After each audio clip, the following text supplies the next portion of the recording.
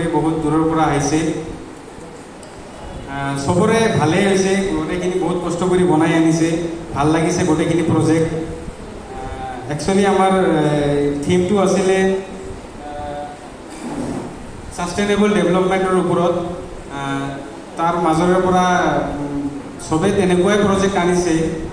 কিছুমানৰ অলপ বেছি ভাল হৈছে, কিছুমানৰ অলপ ঠিক ঠাকে আছে আৰু ভালে আছে। তো তাৰ মাজৰ পৰা আমি একচুৱেলি 3টা পজিশ্যন চিলেক্ট কৰিছোঁ। আমি গোটেইকেইজনক দিব নোৱাৰোঁ, 3টা পজিশ্যনহে আছে আমাৰ লগত। এটা কম্পিটিশ্যন, যিহেতু ডিষ্ট্ৰিক্ট লেভেল কম্পিটিশ্যন এইটো, সেইকাৰণে আমি তিনিখন স্কুলহে চিলেক্ট কৰিব লাগিব। সেইকাৰণে আমি নিয়ম অনুযায়ী আমি 3টা পজিশ্যন চিলেক্ট কৰিছোঁ। মই কৈয়ে দিওঁ এতিয়া পজিশ্যনখিনি। আমাৰ 3rd পজিশ্যনত পাইছে Bongaigaon town high school, 3rd position. তাৰপিছত আমাৰ 2nd পজিশ্যনত আছে আমাৰ শান্তিধাম কালিবাৰী হাইস্কুল। ক্লাব কৰা, ক্লাব কৰা। ফাইনেলি 1st পজিশ্যনত আছে আমাৰ সিদ্ধচৌধুৰী হাই ছেকেণ্ডেৰী স্কুল। বাকী চবৰে ভাল হৈছে, মন বেয়া কৰিব নালাগে, চবৰে ভাল হৈছে। চবে কষ্ট কৰিছে, যিহেতু আমাৰ বহুত কষ্ট হৈছে 3টা পজিশ্যন চিলেক্ট কৰাতে। গোটেইখিনি ইমান ভাল হৈছে যে আমি চুজ কৰাতে বহুত অসুবিধাত পৰিছিলোঁ। ভালে হৈছে চবৰে মন।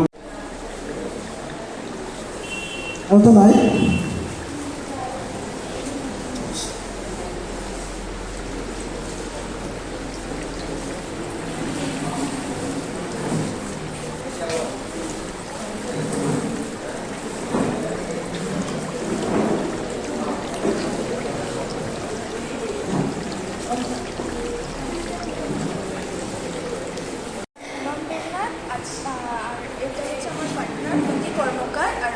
প্রজেক্টটি বানাতে সাহায্য করেছে বিষ্ণু বিশ্বাস। আজকে আমরা রেন ওয়াটার হারভেস্টিংয়ের উপর কিছু বলতে চলেছি।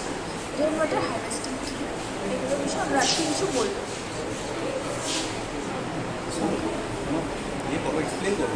তারপরে আমরা আসছি বায়োফ্লক।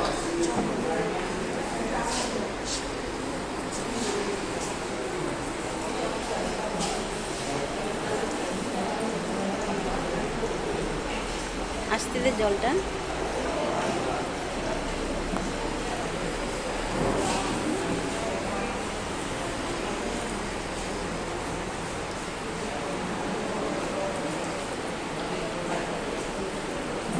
জলটা ঢালতে থাক। এটি হচ্ছে বায়োফ্লক।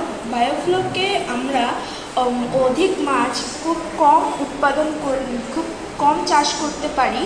এখানে আমরা উৎপাদন করতে পারি এবং এখানে আমরা কোনো ধরনের জৈব সার বা কোনো পদার্থ ব্যবহার করি না। আর এটি হচ্ছে আমাদের কাজিরাঙা রাষ্ট্রীয় উদ্যান। এখানে আমরা বাঘ, হোম, তারপরে ময়ূর এইসব জিনিস পাওয়া যায়, মানে দেখতে পাই। এবং এখানে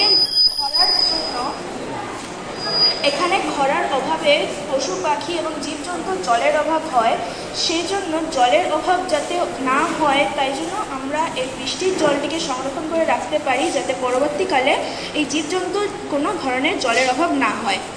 তারপরে আসবো আমরা কৃষি বিজ্ঞান কেন্দ্রে, কৃষি বিকাশ কেন্দ্রে। কৃষি বিকাশ কেন্দ্র হচ্ছে কৃষি বিকাশ কেন্দ্র হলো পরিস্থিতির উপর ভিত্তি করে উপযুক্ত প্রযুক্তির ব্যবহার করে কৃষি চাষ করা হয় এবং কৃষি চাষে আমরা জৈব পদার্থ ব্যবহার করে থাকি।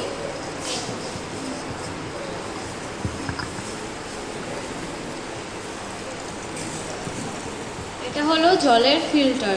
এখানে আমরা বৃষ্টির সংরক্ষিত করা জল ফিল্টারিং করে খাওয়ার উপযোগী করে তুলি এবং কয়লা, বালি এবং পাথর দ্বারা এই জলটা আমরা ফিল্টারিং করতে পারি। শুধু বঙাইগাঁওয়ে না, গোটা আসামে আমরা ওয়াটার হারভেস্টিং করতে পারি, যাতে পরবর্তীকালে আমাদের জলের জন্য কোনো ধরনের অভাব না হয়। তাই আসামের ঐতিহ্য এই জাপিকে তুলে ধরা হয়েছে। জাপি আসাম এবং সংস্কৃতির একটি গুরুত্বপূর্ণ প্রতীক। জাপি বিহু নৃত্যে ব্যবহার করা হয়। জাপি তাল তাল গাছের পাতা দিয়ে তৈরি করা হয়। আমরা বৃষ্টির জলটিকে সংরক্ষণ করে পরবর্তীকালে এটাকে বিভিন্ন কাজে ইউজ করতে পারি, কেমন টাইপের কাজ? যেরকম কৃষিকাজ, জীবজন্তুর জলের জন্য, তারপরে বায়োফ্লক, তারপরে জল ফিল্টার, এগুলো কাজে ব্যবহার করতে পারি। আচ্ছা, তো আমার প্রশ্ন হলো, রেইন ওয়াটার হারভেস্টিং যদি আমার ঘর, সাপোজ আমি একটা ঘরে থাকি, তো আমি রেইন ওয়াটারকে কেমন করে হারভেস্ট করতে পারি? ফিল্টারিং করে, যেরকম বালু, পাথর, কয়লা এগুলো একটা কিছুতে রেখে নিচে ফুটো করে দেওয়ার পর পাইপ লাগিয়ে দিলে যেটা জলটা আসবে ওই জলটাকে আমরা ব্যবহার করতে পারি। এখন সাপোজ বৃষ্টি, তো যখন হয় বৃষ্টি, অনেক জল, অনেক মাত্রায় জল পড়ে, তো আমরা কত লেভেলের জল বা কতটুকু জল একটা ফিল্টার করতে পারি? মানে তোমার হিসাবে তুমি বললে কি বালি, পাথর, এটা মানে এগুলো দিয়ে আমরা ফিল্টার করতে পারি, কিন্তু বৃষ্টি যখন হবে তো আমার ঘরের আশেপাশে যতটুকু এরিয়া আছে ওইটা আমার, তো অতটুকু জায়গার মধ্যে তো অল্প তো জল পড়বে না, অনেক জল পড়বে, তো ওই জলটাকে কতটুকু মাত্রায় আমরা হারভেস্ট করতে পারি? আমাদের একটা পরিমাণ রাখতে হবে, একটা বালতি বা কোনো কিছু গামলা টামলার, তার উপরে যতটা জল আসবে আর কি ওরকম লেভেলেই আমরা ব্যবহার করতে পারি। তো আরেকটা টপিক ছিল, মানে আরেকটা জিনিস ছিল, এটা এখানে যেখানে তোমরা মাছ রাখলে এটাকে কি বলা হয়? বায়োফ্লক। তো বায়োফ্লকের মেন উদ্দেশ্যটা কি?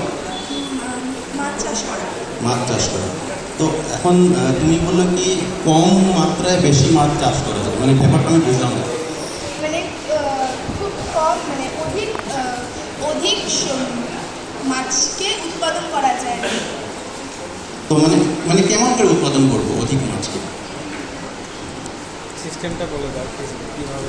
মানে আমার হিসাবে আমার মধ্যে এটা নর্মালি মানে ফিশ ফার্মিং, ঠিক আছে না, এরকমই হবে। তো ফিশ ফার্মিং কেমন করে আমরা করতে পারি, এটাই মেন উদ্দেশ্য আমাদের বায়োফ্লকের।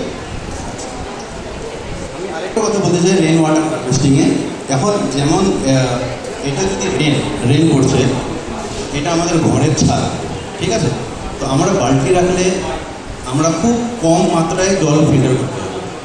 তো ঘরের ছাদের উপরে যখন জল পড়বে, ওই ছাদের সাথে পাইপ থাকে যে জলটা নিচে পড়ে, তো ওই পাইপের থ্রু যদি আমরা জলকে কালেক্ট করি, তো মানে আমরা অনেক মাত্রায় রেন ওয়াটারকে হারভেস্ট করতে পারবো, আর ওইটা আমরা অনেক জায়গায় ইউজ করতে পারবো।